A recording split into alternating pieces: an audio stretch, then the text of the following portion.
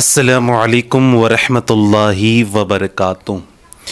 సోదరులరా సోదరిమల్లరా, ఈరోజు ఈ వీడియో ద్వారా మనం జంగే బదర్ అంటే బదర్ యొక్క మైదానంలో జరిగిన యుద్ధం గురించి తెలుసుకుందాం. దాని వెనక కారణాలు ఏమిటి, యుద్ధం ఎందుకు జరిగింది, ఎవరి మధ్య జరిగింది, పూర్తి వివరాలు మనం తెలియజేసుకుందాము. ఎందుకంటే ఇస్లాం యొక్క చరిత్ర ఎత్తి చూసినట్లయితే బదర్ మైదానంలో జరిగిన యుద్ధం చాలా భయంకరమైనది మరియు ఇస్లాంను అది ముందుకు తీసుకువెళ్ళడానికి ఎంతోగానో ఉపయోగపడింది. సోదరులారా సోదర మహాశివులారా, మన యొక్క మహాప్రవక్త సల్లల్లాహు అలైహి వసల్లం వారు మక్కా నగరంలో జన్మించారు. ఆయన వయసు ఎప్పుడైతే 40 సంవత్సరాలకు చేరుకున్నారో ఆయన ఆ వయసులో మక్కా నివాసులకి తెలియజేశారు, నేను అల్లాహ్ చే పంపబడ్డ చివరి ప్రవక్తను, నా తర్వాత ఇంకా ప్రవక్తలు ఎవరు రారు, నేను ప్రవక్తలు అందరికీ గురువు అని తెలియజేసినారు. సోదరులరా సోదరిమల్లారా, మహాప్రవక్త సల్లల్లాహు అలైహి వసల్లం వారు ఈ మాటలు తెలియజేయడమే ఆలస్యము మక్కా నివాసులు అందరూ ఆయనకి శత్రువుగా మారిపోయారు. మరో విషయం ఏమిటంటే మహాప్రవక్త సల్లల్లాహు అలైహి వసల్లం వారు పూర్తి 53 సంవత్సరాలు మక్కా నగరంలోనే ఉన్నారు. 40 సంవత్సరాల పాటు ఆయన మక్కా నగరంలో ఉన్నారు. 40 నుండి 13 సంవత్సరాలు మక్కా నగరంలోనే ఉన్నారు. కానీ ఇస్లాం యొక్క ప్రచారం 13 సంవత్సరాలు చేసినారు. అంటే 40 సంవత్సరాల వయసు వచ్చిన తర్వాత. సోదరులరా సోదర మహాశివులారా, ఇస్లాం యొక్క ప్రచారం చేసిన తర్వాత మక్కా నివాసులు అందరూ ఆయనకి శత్రువు అయిపోయారు. సోదరులరా, ఇస్లాం యొక్క కల్మా చదివే ప్రజలు లేరు. మహాప్రవక్త వారు ఒంటరిగా ఇస్లాం యొక్క ప్రచారం చేస్తున్నారు.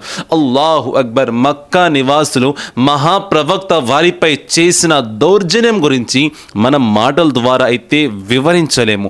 ఎందుకంటే మహాప్రవక్త సల్లల్లాహు అలైహి వసల్లం వారు ఎటువైపు అయితే వెళ్ళేవారో ఆయన పాదాల కింద, ఆయన నడిచే పాదాల కింద రాళ్ళు మరియు ముళ్ళు వేసేవారు. వాటిపై ఆయన యొక్క పాదం పడి రక్తం వచ్చేది. రాళ్లతో కొట్టేవారు. ఆయన యొక్క ముఖ అర్విందం నుండి రక్తం వచ్చేది. సోదరులారా సోదరిమల్లారా, మహాప్రవక్త వారిపై చిత్రహింసలు ప్రారంభం అయ్యాయి. అయినా సరే మహాప్రవక్త వారు ఎప్పుడు కూడా అల్లాహ్తో తెలియజేయలేదు, ఓ అల్లా, వీరు నా పైన ఎంతోగాను అత్యాచారం చేస్తున్నారు అని ఎప్పుడు కూడా ఆయన అల్లాహ్తో ఆయన బాధ వివరించలేదు. ఎల్లప్పుడూ ఒకే దువా, ఓ అల్లా, మక్కా నివాసులకి సరైన మార్గాన్ని చూపు అని దువా చేసేవారు.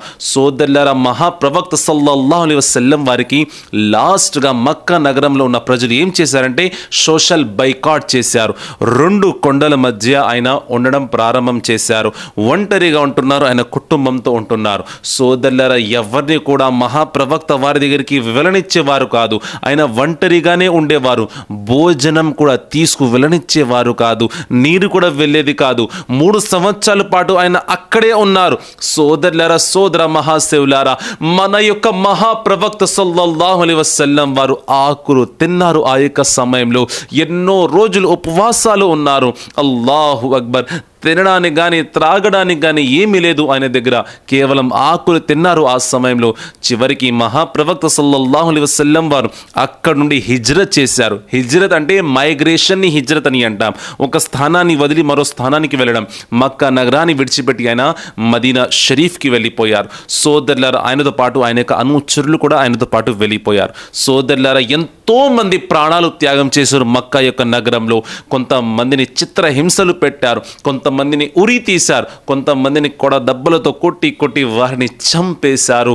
అల్లాహు అక్బర్. సోదరులారా, మహాప్రవక్త సల్లల్లాహు అలైహి వసల్లం వారు వెళ్ళిన తర్వాత ఇస్లాం యొక్క చట్టంపై అమలు చేసే ప్రజలు అంటే ఆయన యొక్క అనుచరులు సహాబాయి కిరామ్ అందరూ వారు కూడా సంవత్సరం లోపే మక్కా నగరం ఖాళీ చేసి వెళ్ళిపోయారు.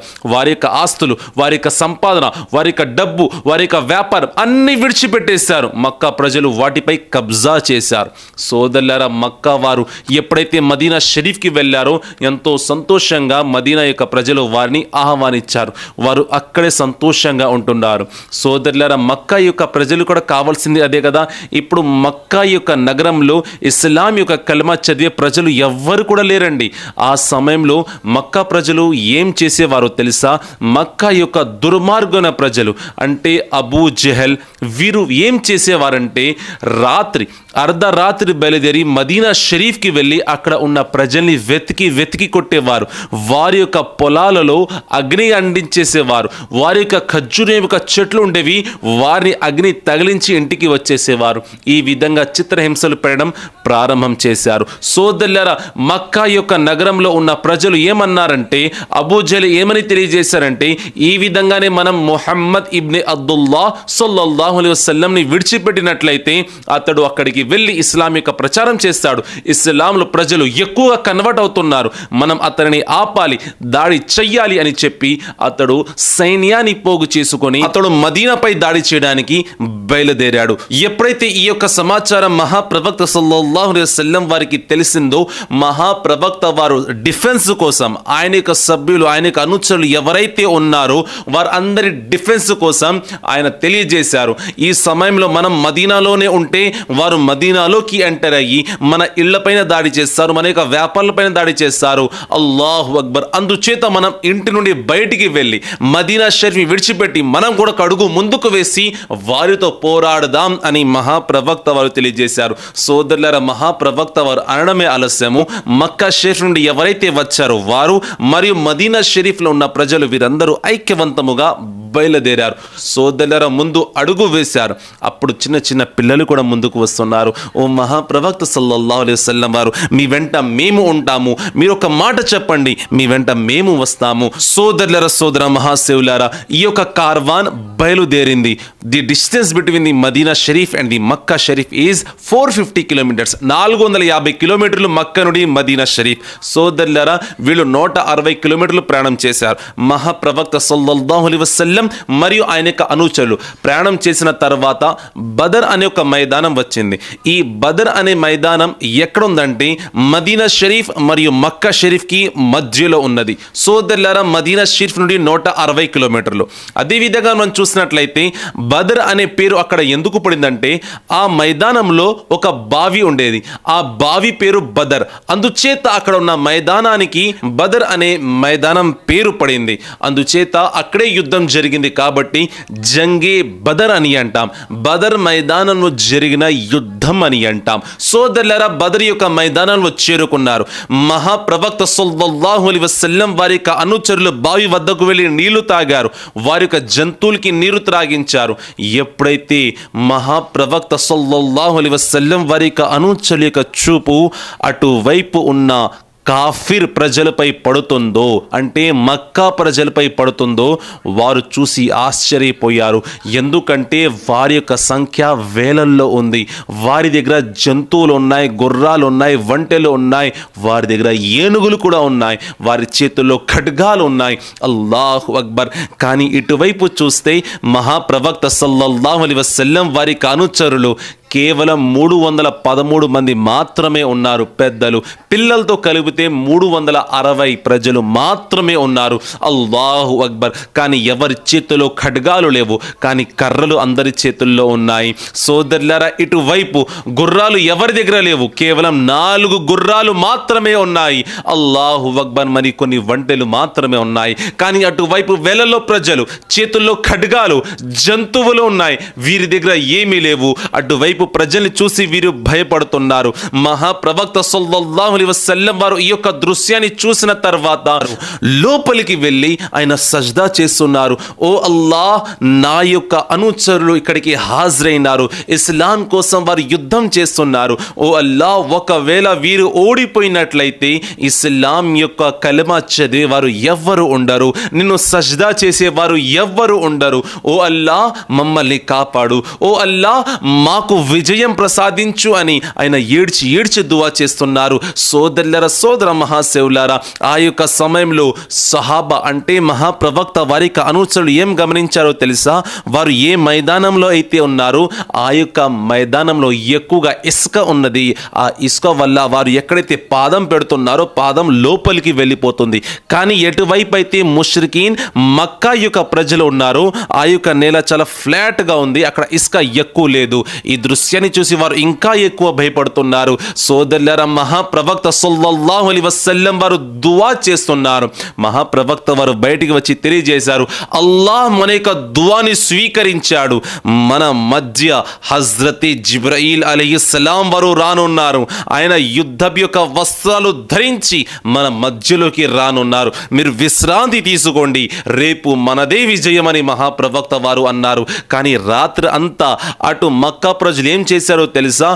వారు డాన్సులు చేస్తున్నారు, మద్యాన్ని సేవిస్తున్నారు. రేపు మాదే విజయం, రేపు మాదే విజయం అని వారు గంతులు వేసుకుంటున్నారు.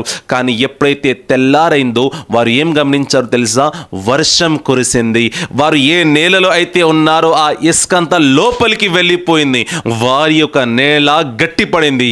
ఎటువైపు అయితే మక్కా యొక్క ప్రజలు ఉన్నారో ఆ యొక్క నేల మొత్తం బుడదగా అయిపోయింది. జంతువులు స్థిరంగా నిలబడలేకపోతున్నాయి. సోదరులారా, ఆ తర్వాత మక్కా యొక్క ప్రజలు ముందుకు వస్తున్నారు. యుద్ధం ప్రారంభం అవ్వబోతుంది. మక్కా యొక్క ప్రజలు ముందుకు రావడం చూసి మహాప్రవక్త సల్లల్లాహు అలైహి వసల్లం వారు ముందుకు వెళ్ళారు. ఆ యొక్క సమయంలో యుద్ధం యొక్క మొదటి రూల్ ఏమిటంటే అటువైపు నుండి 3, ఇటువైపు నుండి 3 పెద్ద పెద్ద మనుషుల్ని, యోధుల్ని ముందుకు నుంచి పెట్టి వారి ముగ్గురు మధ్య యుద్ధం జరుగుతుంది. ఆ తర్వాత సైన్యం అంతా యుద్ధం జరుగుతుంది. సోదరులారా, ఆ యొక్క సమయంలో హజ్రతి అమీరే హంజా, హజ్రతి ఉబైదా, హజ్రతి అలీ వీరు ముగ్గురు ముందుకు వెళ్ళారు. అటువైపు నుండి 3 యోధులు ముందుకు వచ్చారు. ఒకేసారి హజ్రతి అమీరే హంజా వారు అటువైపు దాడి చేశారు. అతడు మరణించాడు. హజ్రతి అలీ కూడా దాడి చేశాడు. అతడు మరణించాడు. సోదరులారా, ఆ సమయంలో కేవలం హజ్రతి అలీ వారి యొక్క వయస్సు 20 నుండి 22 సంవత్సరాలు మాత్రమే. కానీ హజ్రతి ఉబైదా వారికి గాయం అయింది. ఈ గాయాన్ని చూసి హజ్రతి అలీ వారు వెంటనే ముందుకు వెళ్ళి ఆయన యొక్క ఖడ్గం పేరు జుల్ఫికార్, ఆ జుల్ఫికార్ని తీసి అటువైపు ఉన్న మనిషిని చంపేశారు. సోదరులారా, సోదర మహాశివులారా, ఆ తర్వాత యుద్ధం ప్రారంభం అయింది. వారు తెలియజేస్తున్నారు, మక్కా యొక్క ప్రజలు తెలియజేస్తున్నారు, మేము యుద్ధంలో అటువంటి మనుషుల్ని చూసాము. వారి యొక్క ముఖాన్ని మేము ఎప్పుడు కూడా మక్కాలో చూడలేదు. వారి యొక్క ముఖాన్ని ఎప్పుడు కూడా మేము మదీనాలో చూడలేదు. సోదరులారా, సోదర మహాశివులారా, ఈ యొక్క దృశ్యం ఏమిటంటే వారు మనిషి రూపంలో వచ్చిన దేవదూతలు. అల్లాహ్ దేవదూతల ద్వారా సహాయం పంపించాడు. దీన్ని బట్టి ఏమర్థమవుతుంది? మహాప్రవక్త సల్లల్లాహు అలైహి వసల్లం వారు దువా చేస్తే అల్లాహ్ తిరస్కరించాడు. సోదరులారా, ఈ విధంగా యుద్ధం కొనసాగిస్తూ ఉంది. ఆ సమయంలో హజ్రతి బిలాల్ హబ్షీ వారిని చిత్రహింసలు పెట్టిన అతని యొక్క గురువు, అతడి పేరు వచ్చి ఉమయ్యా, అతడు కనిపించాడు. స్వయంగా హజ్రతి బిలాల్ వారు ముందుకు వెళ్ళి ఉమయ్యాని ఖడ్గంతో దాడి చేశారు. దాడి ఎందుకు చేశారు? నువ్వు నన్ను చిత్రహింసలు పెట్టావని దాడి చేయలేదు. ఆయన దాడి చేసిన కారణం ఏమిటంటే నువ్వు ఇస్లాం యొక్క శత్రువువి, నువ్వు మహాప్రవక్త వారి యొక్క శత్రువు, అందుచేత ఆయన దాడి చేశారు. సోదరులారా, హజ్రతి బిలాల్ హబ్షీ వారి యొక్క చిత్రహింసలు ఏమిటో తెలుసా? ఆయనని నేల మీద పడుకోబెట్టి పెద్ద పెద్ద బండరాళ్ళు ఆయన యొక్క ఛాతీ మీద పెట్టేవారు. అల్లాహు అక్బర్. ఆయన శరీరంలో ఉన్న కొవ్వు మొత్తం కరిగిపోయింది. ఆయన యొక్క వెన్నపూస కనిపిస్తోంది. ఆ విధంగా చిత్రహింసలు పెట్టారు. సోదరులారా, సోదర మహాశివులారా, ఎవరైతే హజ్రతి బిలాల్కి చిత్రహింసలు పెట్టారో హజ్రతి బిలాల్ వారు స్వయంగా ఆయన యొక్క ఖడ్గంతో అతని యొక్క గురువుని చంపేశాడు. సోదరులారా, సోదర మహాశివులారా, ఈ విధంగా యుద్ధం కొనసాగిస్తూ ఉంది. మధ్యాహ్నం అయింది. 13 సంవత్సరాల 2 చిన్న చిన్న పిల్లలు వచ్చారు. వచ్చి హజ్రతి అబ్దుర్ రెహమాన్ వారితో ప్రశ్నిస్తున్నారు, ఏవండి, అబూ జహల్ అంటే ఎవరు? మాకు చూపించండి. మేము అతన్ని ఎప్పుడు చూడలేదు. అతడు మహాప్రవక్త వారిని తిడతా ఉంటాడు అని మేము విన్నాము. దయచేసి మమ్మల్ని అతన్ని చూపించండి. సోదరులారా, హజ్రతి అబ్దుర్ రెహమాన్ వారు చూపించారు. అదిగో అతడి గుర్రం మీద కనిపిస్తున్నాడు కదా, అతడే అబూ జహల్. సోదరులారా, ఈ 13 సంవత్సరాల 2 అన్న తమ్ముళ్ళు ముందు అడుగు వేశారు. చేతిలో ఖడ్గం ఉంది. అబూ జహల్ ముందు వెళ్ళి ఈ విధంగా నుంచున్నారు. నుంచున్న తర్వాత అబూ జహల్ లైట్లో తీసుకున్నాడు. ఎందుకంటే చిన్న చిన్న పిల్లలు నాకేం చేస్తారు అని అనుకున్నాడు. సోదరులారా, అదే సమయంలో ఒక తమ్ముడు ఏం చేశాడంటే గుర్రం కాళ్ళపై దాడి చేశాడు. దాడి చేసిన తర్వాత అబూ జహల్ గుర్రం మీద ఉన్నాడు కదండి, అతడు పడిపోయాడు. పడిపోయిన తర్వాత 2 పిల్లలు అబూ జహల్ యొక్క ఛాతీ మీద ఎక్కేసి అతడి యొక్క గొంతు మీద ఖడ్గం పెట్టి అంటున్నారు, చదువు, కలమా చదువు. అయినా సరే వారు కలమా చదవలేదు. అతడు తెలియజేస్తున్నాడు, నువ్వు నా గొంతు కోస్తావు కదా, కాస్త కింద కొయ్యి. ఎందుకంటే చివరిసారిగా నా గొంతు ఎప్పుడైతే మీ యొక్క మహాప్రవక్త వారి ముందుకు వెళ్తుందో అందరి గొంతు కన్నా నా గొంతు పెద్దగా ఉండాలి అని అన్నాడు. అతడి యొక్క అహంకారం, అతడి యొక్క పొగరు ఏమీ తగ్గలేదు. సోదరుల చివరికి 13 సంవత్సరాల ఇద్దరు అన్నతమ్ములు కలిసి అబూ జహల్ని చంపేశారు, నరకానికి గురయ్యేలాగా చేశారు. సోదరుల దాని ముందు రాత్రి ప్రియ ప్రవక్త సల్లల్లాహు అలైహి వసల్లం వారు అనేక అనుచరులకు తెలియజేశారు, ఇదే స్థానంలో రేపు అబూ జహల్ చనిపోతాడు, అదే విధంగా షైదా చనిపోతాడు, ఉతుబా చనిపోతాడు అని ఆయన గీత గీశారు. సోదరులారా, అదే విధంగా మరుసటి రోజు యుద్ధం జరిగిన రోజు అదే స్థానంలో అబూ జహల్ ఉన్నాడు, ఉతుబా ఉన్నాడు, షైదా ఉన్నాడు. ఈ నీచులు ఆ యొక్క స్థానంలో పడి ఉన్నారు. ఒక్క వెంట్రుక కూడా ఆ గీత నుండి బయటికి రాలేదు. దీన్ని బట్టి మనం చెప్పగలము, అల్లాహ్ మహాప్రవక్త సల్లల్లాహు అలైహి వసల్లం వారికి ఆ గోచర జ్ఞానం ప్రసాదించాడని. సోదర మహాశివులారా, ఈ యొక్క దృశ్యాన్ని చూసి మక్కా నివాసులకి దడ కలిగింది. ఏమిటి, వీరి చేతుల్లో ఖడ్గాలు లేవు, వీరి దగ్గర జంతువులు లేవు, వీరి యొక్క సంఖ్య చాలా తక్కువగా ఉంది. అయినా సరే వీరి వెంట ఏదో శక్తి ఉంది, అది మమ్మల్ని తరిమి కొడుతుంది. 70 మంది అక్కడే ప్రాణాలు కోల్పోయారు, నరకానికి గురైపోయారు.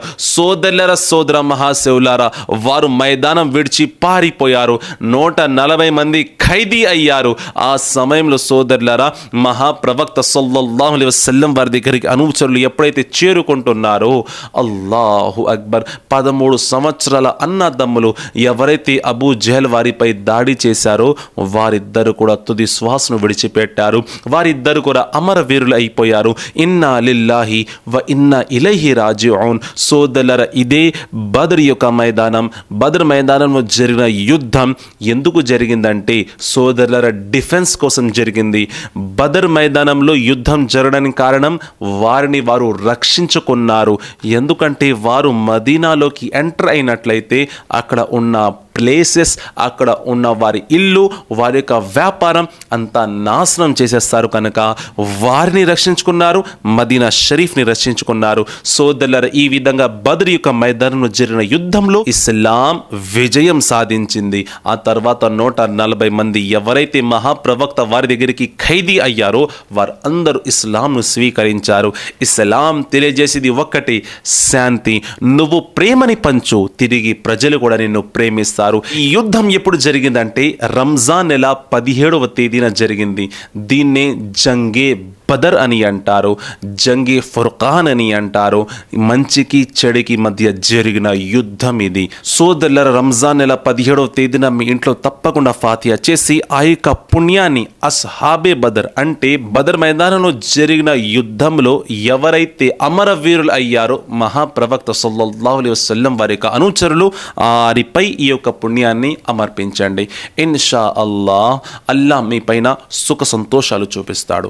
ఆమీన్. అల్లాహుమ్మా ఆమీన్.